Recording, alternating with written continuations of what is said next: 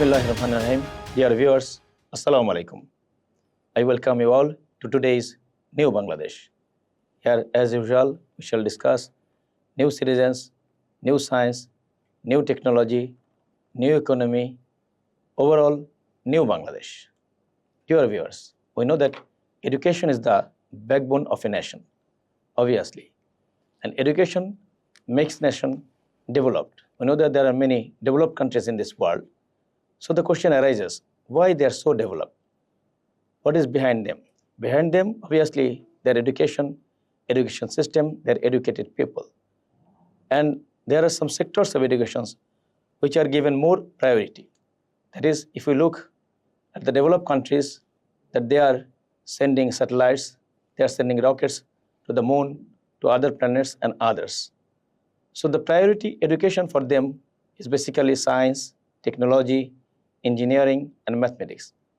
And these teachings made them developed.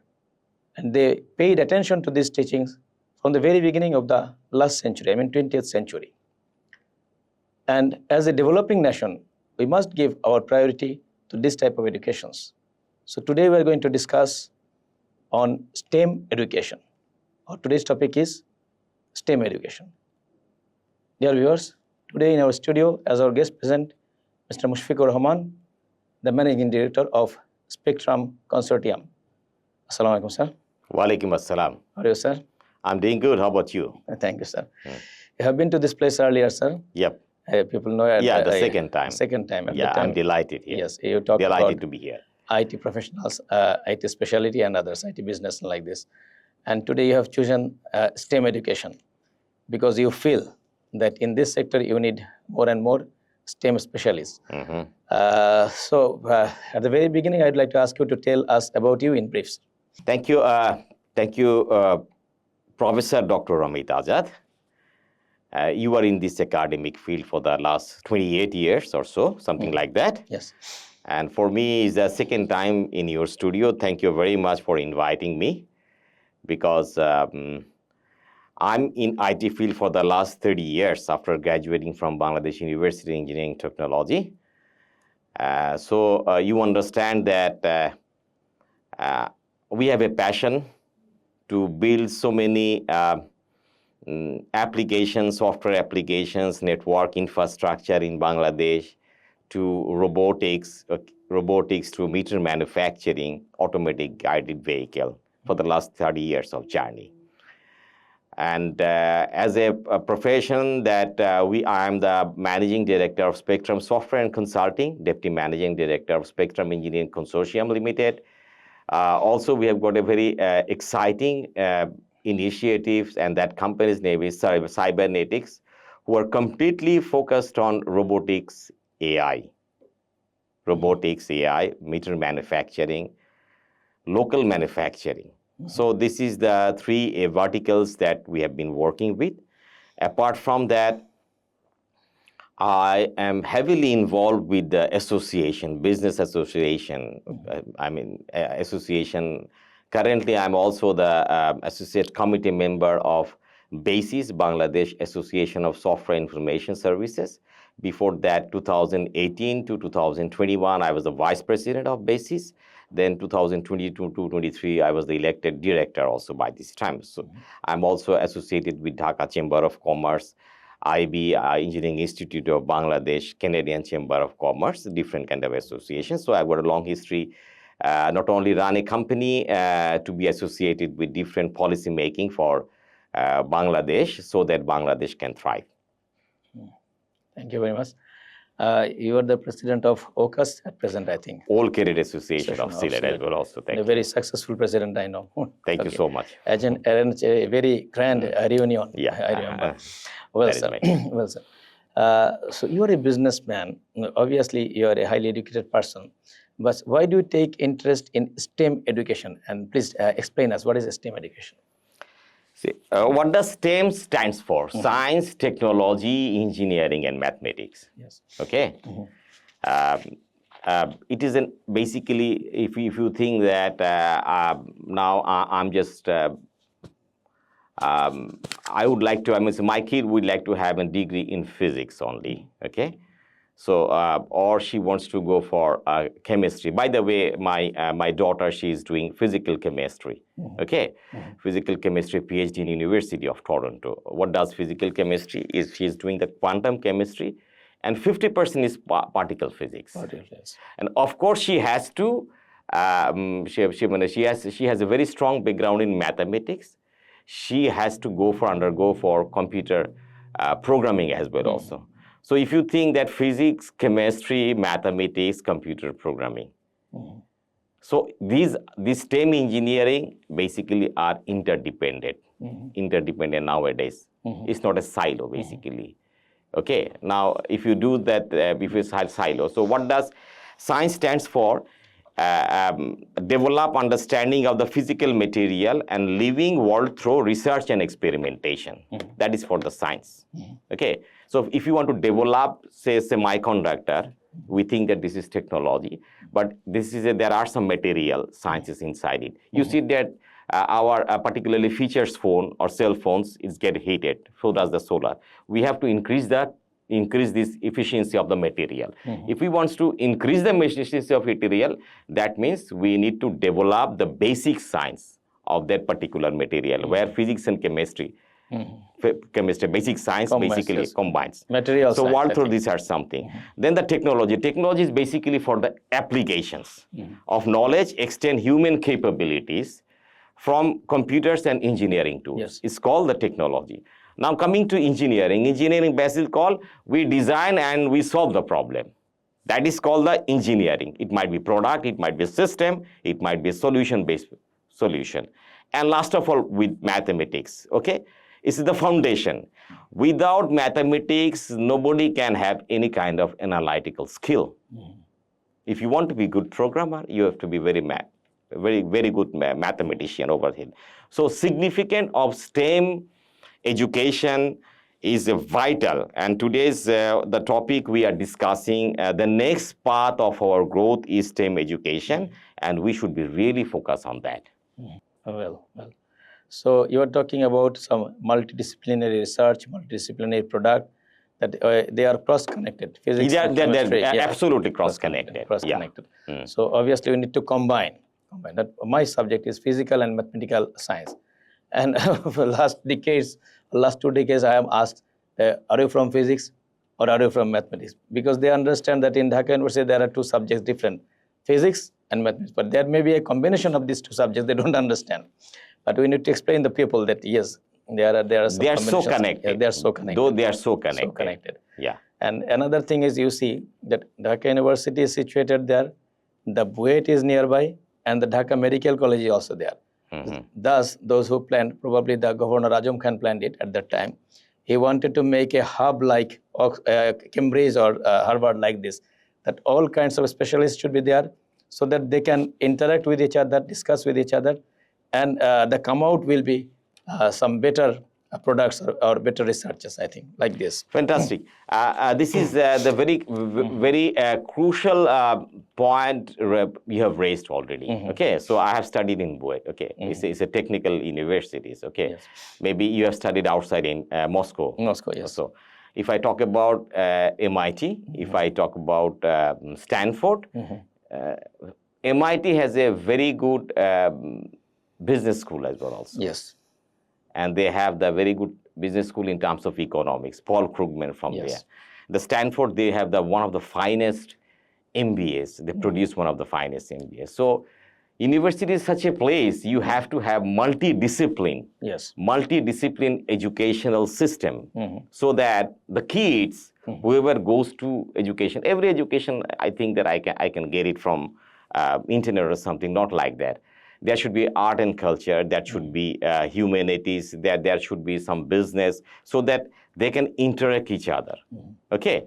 So that they can interact each other. So this is a very important thing, what I'm trying to discuss, that the Bangladesh, for example, so our garments industry, so we have got low labor, low garment sort of industry. We are serving in low-end verticals, okay?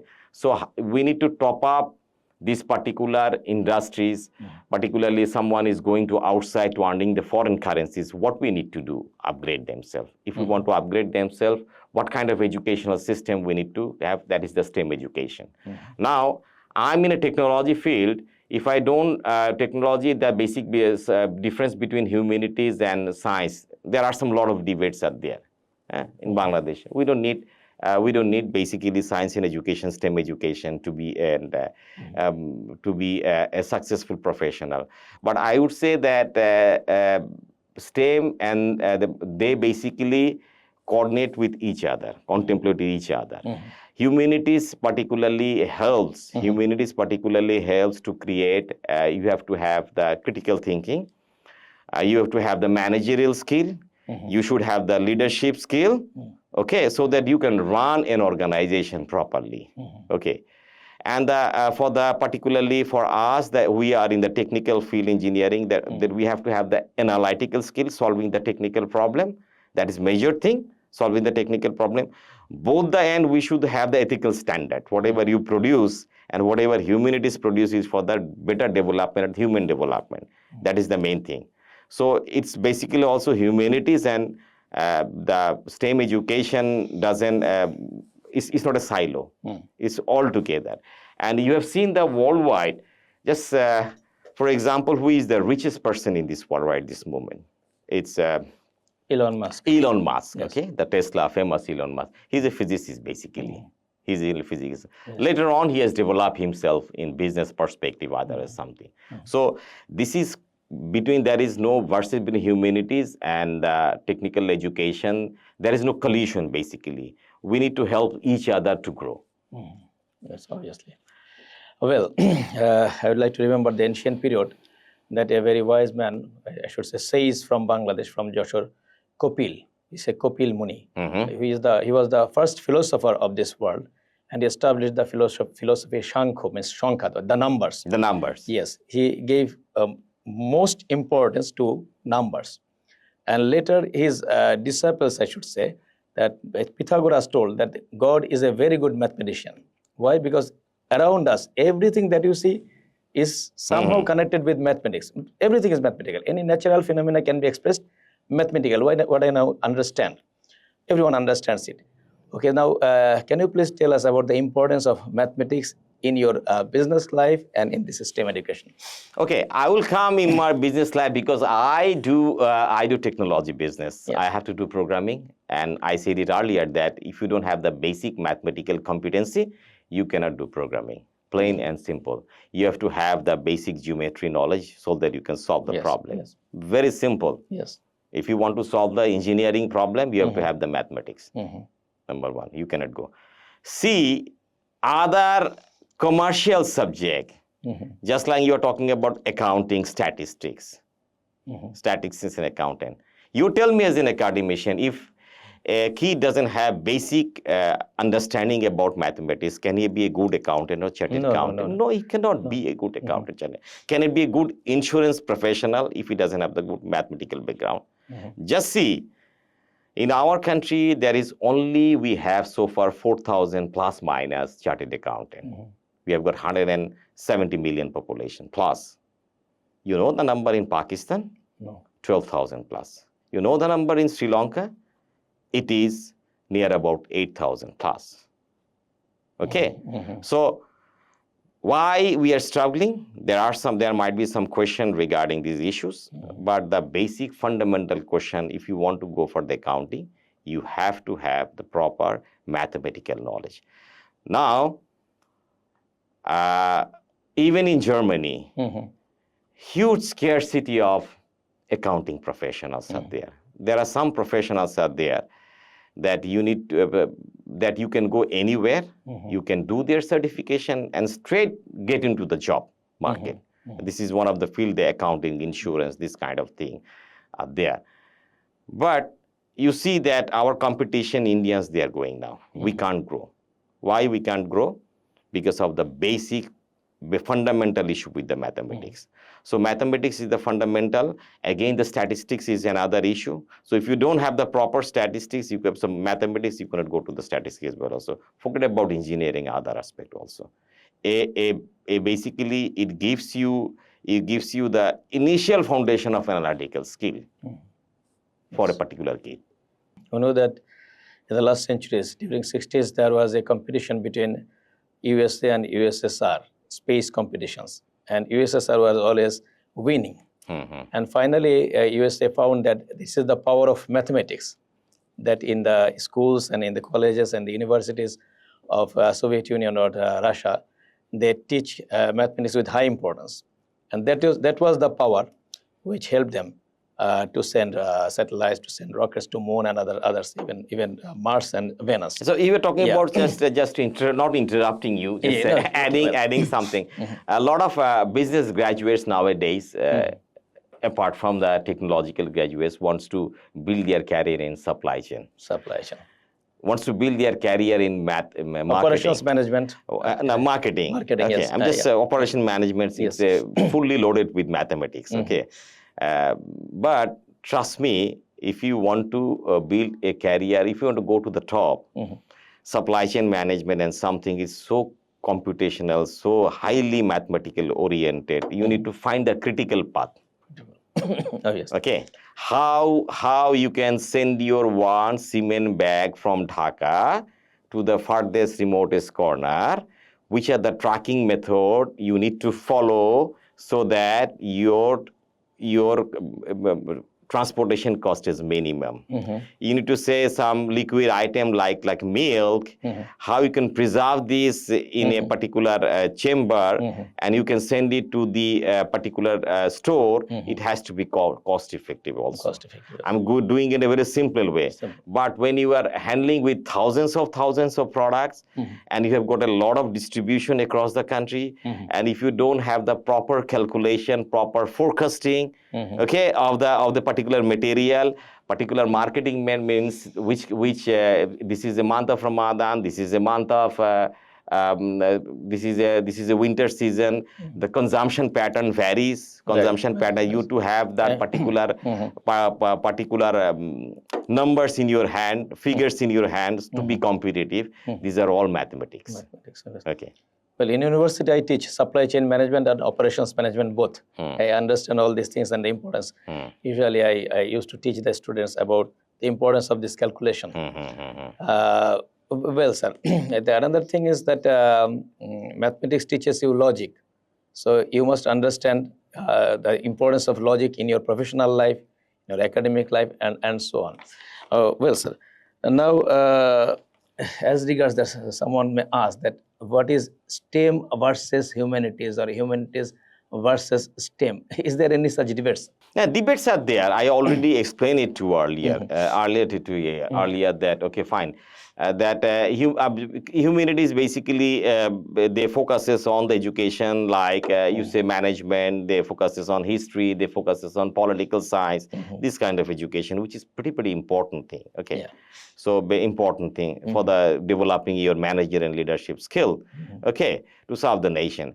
At the same time, the STEM also STEM education mostly focuses on solving problems, okay, solving problem, designing these kind of things. But end of the day, whatever we design or whatever product we develop, it has to be competitive, economically viable. At the same time, humanities, whatever the management aspect you follow in your organization or a country, it has to also boils down to economics so that people's lives improve. Well, so there is another question or another debate between quantity and quality. Can you please explain this? See, this is a chicken and egg question. It depends on the culture, depends on the particular ecosystem also. Now, we don't have, let's say we have we have to produce hundreds of thousands of graduates in STEM educations. Where you will get some quality teachers or faculties is a struggling thing. So based on that, should we not scale up? We should scale up. Initially, there will be struggle for the quality because also inputs are there. Inputs mean that the kids who are coming to the universities particularly, if they are not from the very educated background family, they struggles. But after one generation, the next generation will be much more better. So we can stop them. So first of all, there is our great teacher, Emeritus Professor Jamilur Reza sir, told me that first of all, don't too much focus on quality. Okay, just go for the quantity. Of course, then at the parallelly, we have to make sure that we should be focusing on quantity. After 1 decade or some times back, the quantity and quality will match up. No, thank you. There is a rule of nature. There's qualitative change from quantitative change. So quantity can make quality, and again quality makes quantity. Well, yeah. Vice versa. Vice versa. Well, thank you, sir. And then as regards the employment and about our new generation, Generation X, sir, how can STEM education help them? Oh, this is, we are living in an AI world, artificial intelligence world. The studio where we are sitting, okay? Okay, so what you would do, you will do some video editing, okay? So you need some graphics designer over here. If you want to have some better quality sound in a also music industry, sound engineer also here. So science and technology has become an embedded part of our society, okay? So if you want to develop, there is no other option that we can avoid this STEM education in anywhere, okay? Now, can I some give you some? Yes, sure. Can I give you an example? Okay, maybe the export market where I'm just serving right this market also. You'll be happy to know that Bangladesh IT export has for the first time achieved $1 billion a year, which is a remarkable thing. So we want to achieve more. $3 billion to $4 billion. Is it only for programming? No, it should be BPO, can be engineering service.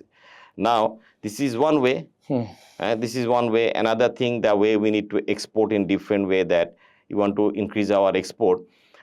So now we are sending mostly to the Middle East countries, mostly in the low-end workforce. Low-end, I don't want to use the word labor, low-end workforce. If you want to upgrade it to the high-end workforce, can you think about what would be our earning? It will 4 to 5 times more. And for technicians. Now think about the nurses. Okay, if you want to have the technicians, nurses, you need to give them some sort of, we say that polytechnical engineers there. So nurses demand in Japan also is quite high. North America degree is also quite high. You need the forklift, these people are there.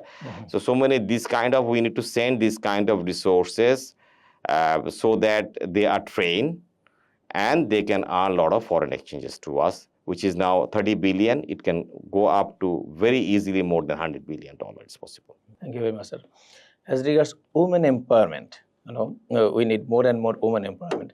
So how can this STEM education help in women empowerment? Like they can work from home. Yeah, that is empowerment is one question where there is a political will is required in a society particularly. And when the women are educated, they can empower themselves. Very simple. Very simple, yes. Very simple. Yes. They can empower themselves. Yeah. Now, we need to create the environment for the women so that they can be employable. Okay. There is a little bit gap between men and women because they have to carry babies. Yes. They have to carry babies. Feed the babies. And most of the cases, somehow they have to carry their kids, though it sounds a little bit male chauvinist answer, but by nature, it's their mother. So technological field, there is an advantage. You see that in the COVID also, you basically you taught your students through internet. Internet, yes. Okay, okay. So still you are doing it in a hybrid model. So in the technology field, in the BPO field, business process outsourcing field, and the call center field, so many fields are there where they can do their home offices. Yes. They can do their home offices. So this is the biggest advantage of the technology. That's why women should be more focused into the STEM education. Okay, more STEM education. And for our country, if we can achieve that, 30% of our workforce can work from the home. We need to build the infrastructure. Our traffic will be easy. You think about it, but traffic will be Yes, obviously. yeah, we can ease the Understand. traffic as well also. Pollution. Yeah. Less pollution. Less pollution. Yes. Well, thank you, Wilson. He already mentioned that during the COVID period, I taught online. Okay, and my sons were also taught online from schools. And after the COVID, I requested the school authority, please keep this online platform on because you may need it again. And then kept it, and later there were some political problems and other problems. And at that time, they again started this online education. And now everywhere is hybrid model. Yes, hybrid model. This is a unique thing that has been developed. Okay, I don't support 100% online. Okay, we need to interact each other. Yes. Otherwise, basically, we don't able to develop our skill interacting. The communication skill is very important thing. Obviously. And the social skill is also very important thing to grow the leadership skill. Okay, leadership skill. But at the same time that not only the political issues, I am also giving, say there is an issue with the weather, not only in Bangladesh, okay? You see that in the North America, there is huge snowstorms going on. So everything is shut down. Maybe, okay, too much of a cold. So they do the hybrid model.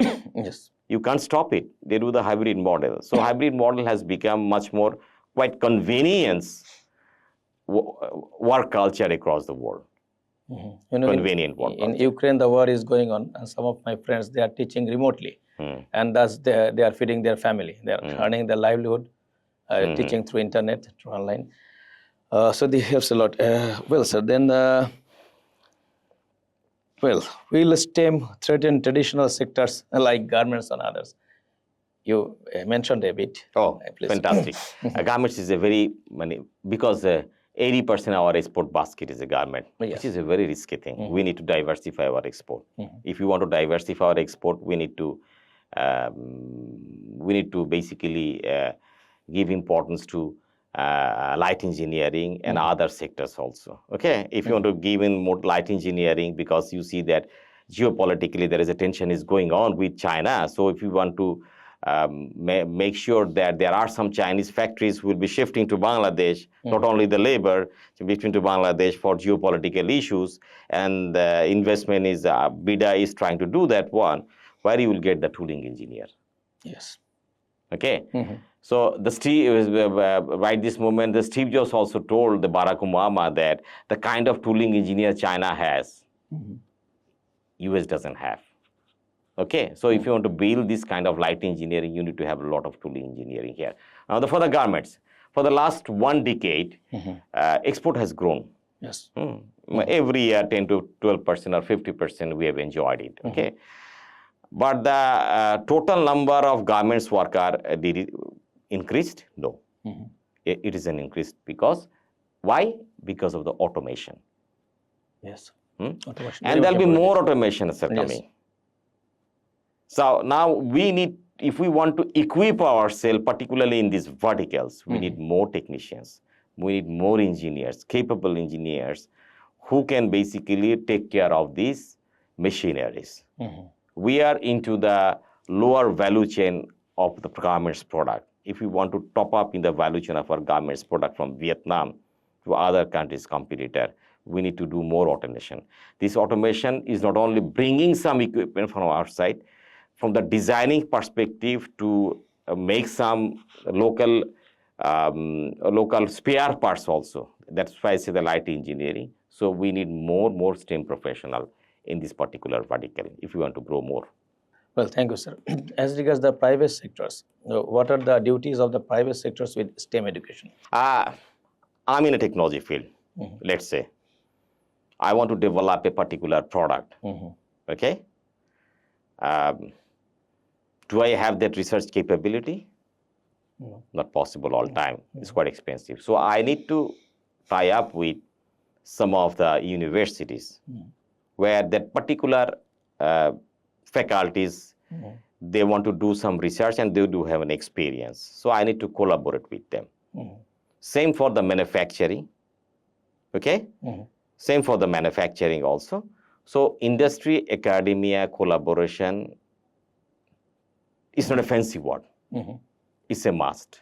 And the private sector, we need to understand it. And it is quite natural and everywhere. You see the private, basically universities, 80% fund they get from the private sector. Yes. Okay, so things are not here because as a society we are not into the innovation right this moment. Okay, we are not into the innovation right this moment. So, but we have to achieve it. Second thing is, from the private sector perspective, we need to bring interns in our organizations to have the practical skills for the students, so that we can assess who are the students we can hire them for our future as an employee. So these are the very important thing that from the private sector perspective, because it's the growth engine of our country. 80% job growth is from the private sector. So private sector must be engaged to ensure that we are collaborating with the STEM education, with the education institute. Thank you very much. I faced a problem during the establishment of Chatpur University of Science and Technology. They didn't have full-time teacher in physics, in mathematics, or in chemistry. Okay, they hired the teachers from outside, and UGC didn't want to understand that they need full-time teachers in these subjects. They repeatedly, at that time, the management of Chatpur University repeatedly tried to explain them the need for this, but UGC didn't want to understand it. So what is your opinion about this? So this is a policy perspective. This is a policy perspective. I'll be very blunt. I'll be very blunt. You see that in the government universities in Bangladesh, everywhere, the same kind of salaries are in place for everywhere. Whoever teaches, and I'm not undermining anything, undermining anyone's capability. But if you think about the market demand, usually science and technology teachers, they get the higher salary. Okay? Talk about India, IIT and IIM, Indian Institute of Management, Indian Institute of Technology, Indian Institute of IIM and IST, all they are different. They have a different salary structure and something. Yes. So we need to encourage more professional and high-end faculties so that they can teach these basic science and science subjects. Basic science subjects in particular universities, not only science subjects, in the primary education also. I could remember back in 2008 when Obama got elected. My wife was doing PhD in USA. He really focused on primary education, and he said that that time American students are lagging behind in mathematics. He brought, and Singapore was number one ranking that time. He took the help from Singapore. Curriculum also, to upgrade their curriculum in primary education. Then the secondary education. You see this one. So if you want to bring some quality mathematics teacher, quality physics and chemistry, this kind of teacher, you need to pay more. No way. Yes. Okay, you need to invest in education. You need to invest in health to make sure that we achieve the development goal. Well, thank you, sir. As regards the government policies, as I understand that our government doesn't have much policies on STEM education. So what is your suggestion? Obviously, we may get a new government after 12th February. I would say this is at all deplorable. They think that even education, see, you have kids, I have kids. Okay? So we spend how much for our kids' education? We give our complete life for them, for their education. So the country should come forward to make sure that their citizens are well educated. And their citizens are healthy enough so that they become productive. If they are not healthy, they cannot be productive. If they are not educated, they cannot be productive. They cannot compete. So particularly health and education, we need to increase the budget allocation. Okay, because if we want to compete at this moment with the AI world now, the programmer, there was 10 programmers, we need 10 programmers for a particular development. Now we can do it with 3. So if we can do it with 3 resources, that 3 resources has to be equipped, and that 3 resources has to be knowledgeable enough to produce this particular product and services. That means we need to invest heavily. Now, to invest heavily, initially the infrastructure, initial infrastructure, we may borrow. We are borrowing so many other infrastructure. But in near future, it will pay off. It will pay off. Just think about the middle income countries trap, just like Thailand also. I was just reading an article. They are unable to top up 2%. So a lot of we go to the Thailand for tourism, for whatever the health issues, and so many tourist places there. Why are not they growing? Why Taiwan has grown? Yes. It's a small country. Why Korea has grown? Because they heavily invested on science and technology, heavily invested on infrastructure. That's why they could build some semiconductor-based world-class companies. They could build some companies like Samsung.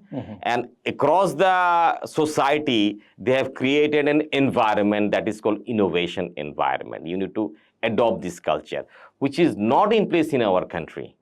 Okay, who are the heroes? For us, BCS cadets.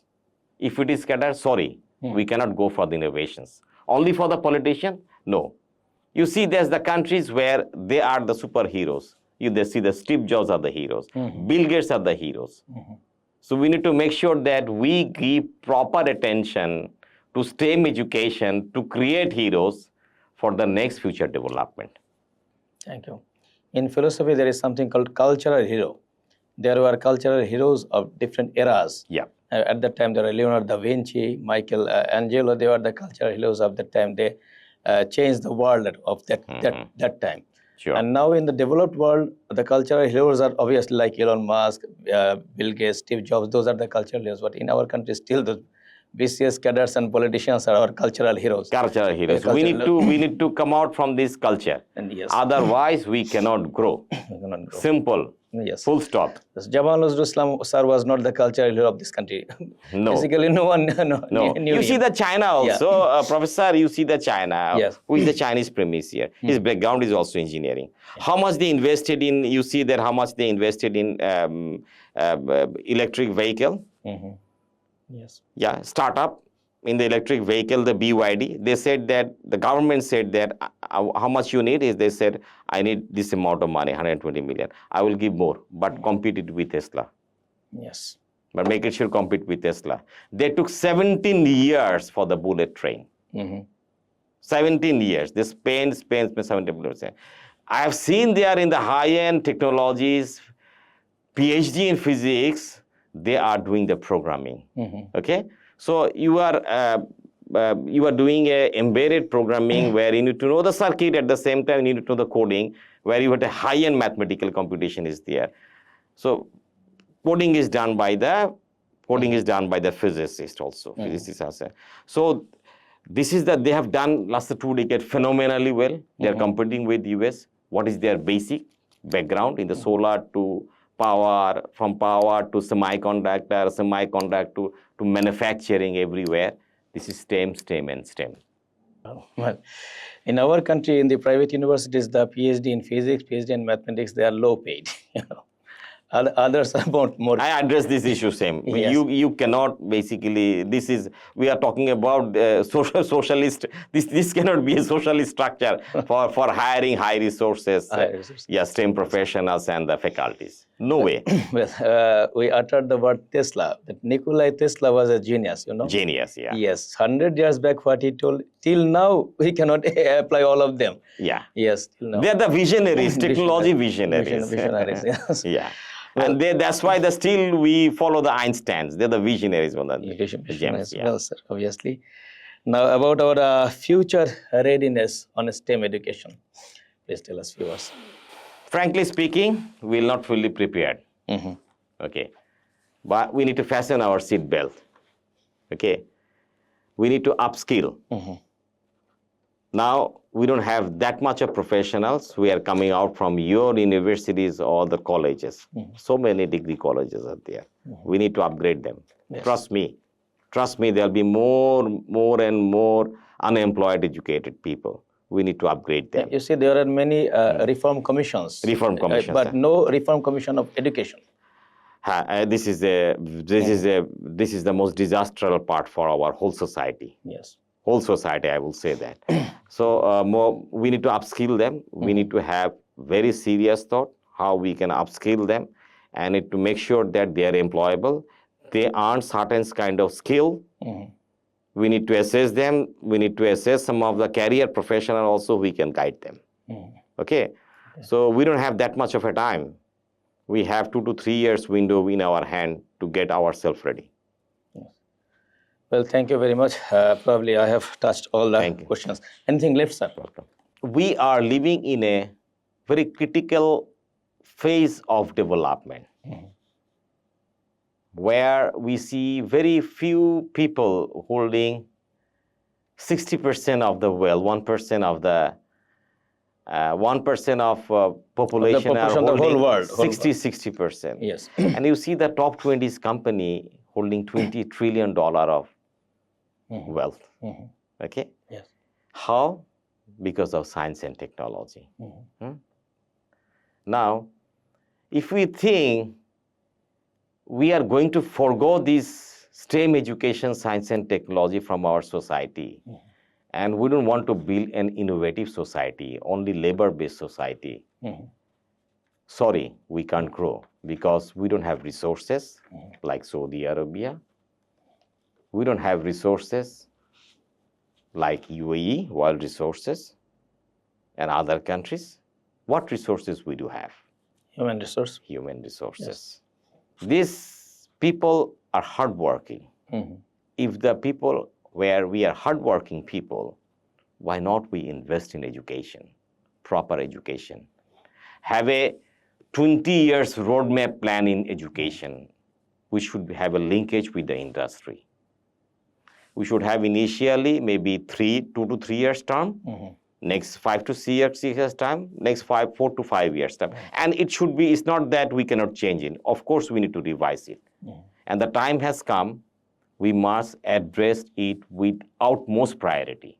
Otherwise, we'll be falling behind. If we can catch up, we can be a middle income country. If we cannot catch up, forget about it. Thank you very much, dear audience. This is all with our today's discussion. We discussed a very important topic, STEM education. Hope that our society will understand about the importance of STEM education, and we shall get a very bright future. Let us hope for the best. Thank you very much. Assalamu alaikum.